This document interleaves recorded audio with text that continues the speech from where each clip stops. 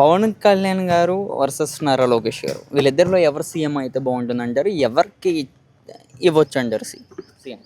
అంటే 2029లోనా? సో అప్పటి సిచ్యుయేషన్ బట్టి ఇప్పుడు మనం ముందుగానే ఏం చెప్పలేము కదా. సో డిపెండ్స్ అపాన్ వాళ్ళు చేసే డెవలప్మెంట్ కానీ సంక్షేమం కానీ దాని మీద బేస్ చేసుకొని మనము డిసైడ్ అవ్వచ్చు ఎవరు ఏంటి అనేది.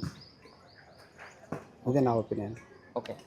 అంటే తెలుసు రీసెంట్గా నారా లోకేష్ గారినేమో వర్కింగ్ ప్రెసిడెంట్ చేశారు టీడీపీకి. పవన్ కళ్యాణ్ గారికి ఏమో 21 సీట్స్ ఉన్నాయి. విజయ్ గారు సీఎం అవడంతో పవన్ కళ్యాణ్ గారి మీద బాగా ట్రోలింగ్స్ జరుగుతున్నాయి సోషల్ మీడియాలో, మీరు కూడా చూసుంటే.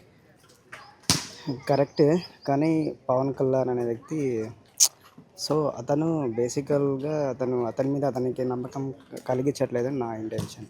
సో ఇప్పుడు విజయ్ గారు స్టార్టింగ్లోనే అతను ఒక నమ్మకంతో నిలబడిండు, కానీ అతను ప్రజల కోసం నిలబడిండు.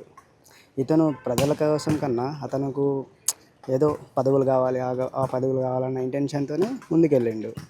సో ఇలా అయితే కష్టం అండి, ఇలా అయితే కష్టం. అసలు సీఎం పదవికి అర్హులు ఎవరంటారు వీళ్ళిద్దరిలో? ఇప్పటికైతే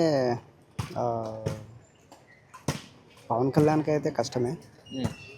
సో నారా లోకేష్ అంటే టీడీపీ పార్టీ అనేది కొంచెం స్ట్రాంగ్ పార్టీ, సో జనసేనతో పోల్చుకుంటే. సో ఏదైనా టఫ్ ఫైట్ వైసీపీ అయినా టీడీపీ అయినా జరుగుతుంది 2029లో.